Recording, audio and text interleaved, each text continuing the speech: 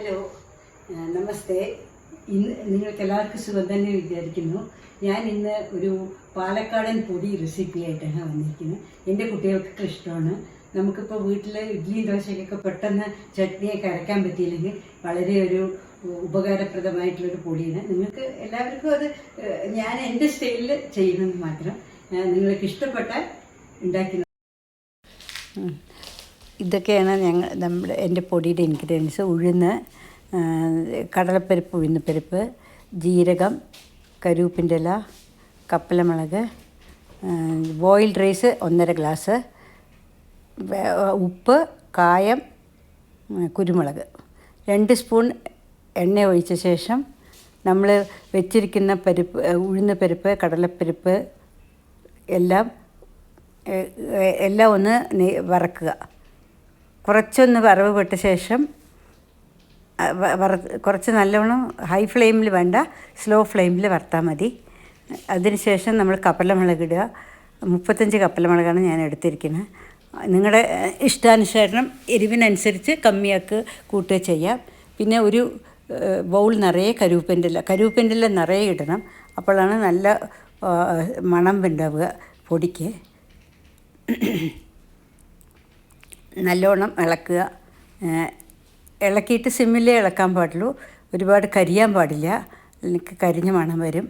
കുറച്ചൊന്ന് നമ്മളുടെ ഒരു ചുവപ്പ് കളറായിക്കഴിഞ്ഞാൽ 2 സ്പൂൺ ജീരകം ഇടുക.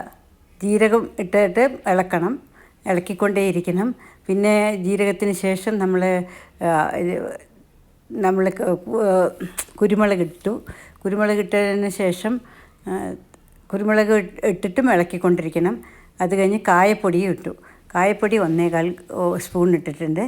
അത് ഇട്ടിട്ട് നല്ലപോലെ ഇളക്കി ഒരു ബ്രൗൺ കളർ വരണം. എല്ലാം ഇട്ട് കഴിഞ്ഞിട്ട് നമ്മുടെ പരിപ്പുകളൊക്കെ ഒരു ബ്രൗൺ കളർ വന്നാലാണ് നല്ല മുറുകി എന്നുള്ള അർത്ഥം. അത് ഞാൻ കാണിക്കുന്നുണ്ട്. അങ്ങനെ ഒരു ചുവപ്പ് കളറാവണം. അതിനുശേഷം അത് ഓഫ് ചെയ്യുക. അതിനെ ഓഫ് ചെയ്ത ശേഷം നമ്മൾ വേറൊരു ചീൻചട്ടി വെച്ചിട്ട് അരി വളരെ ഹൈ ഫ്ലെയിമിൽ വറക്കണം. അരി മാത്രം വളരെ ഹൈ ഫ്ലെയിമിൽ വറുത്തിട്ട് ഇങ്ങനെ പൊട്ടി വരണം. അതാണ് അതിൻ്റെ കണക്ക്. 1.5 ഗ്ലാസ്സിൽ മുക്കാൽ ഗ്ലാസ്സായിട്ട് 2 പ്രാവശ്യമായിട്ടാണ് അരി വറക്കേണ്ടത്. ഞാൻ 3/4 ഗ്ലാസ്സേ ഇപ്പോൾ ഇട്ടിട്ടുള്ളൂ. അത് ഹൈ ഫ്ലെയിമിൽ വറക്കണം. അപ്പോഴേ പൊട്ടി വരുള്ളൂ.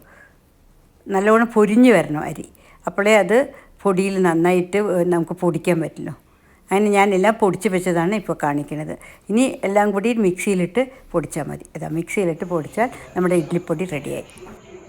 നമ്മുടെ പൊടി പൊടിച്ച് റെഡിയായിട്ടുണ്ട്. ഇത് ഇഡ്ഡലി, ദോശ എല്ലാത്തിൻ്റെ പൊടിയും കഴിക്കാം. ചിലവർ നല്ല നൈസായി പൊടിക്കും. ഞാൻ പക്ഷേ കുറച്ചൊരു തരിതരുന്നാണ്, മണൽ തരിതരുന്നാണ് പൊടിക്കുക. അതാണ് കുറച്ചുകൂടി ടേസ്റ്റ്. ഇത് ഒരു 2 മാസമൊക്കെ നല്ല ഡപ്പിയിൽ അടച്ച് വെച്ചാൽ അത് ഉപയോഗിക്കുക. അപ്പോൾ കാലം പോവില്ല. അടച്ച് വെക്കണം എപ്പോഴും അതിനെ. ഇഡ്ഡലി, ദോശ എല്ലാത്തിൻ്റെ കൂടി നമുക്ക് മടിയുള്ളപ്പോൾ, ചട്നിയൊക്കെ ഉണ്ടാക്കാൻ മടിയുള്ളപ്പോൾ പെട്ടെന്ന് ആരെങ്കിലും വന്നാൽ കൊടുക്കുക. നല്ലെണ്ണ കൂട്ടി കഴിച്ചാലും നല്ലതാണ്. Okay, bye, thank U.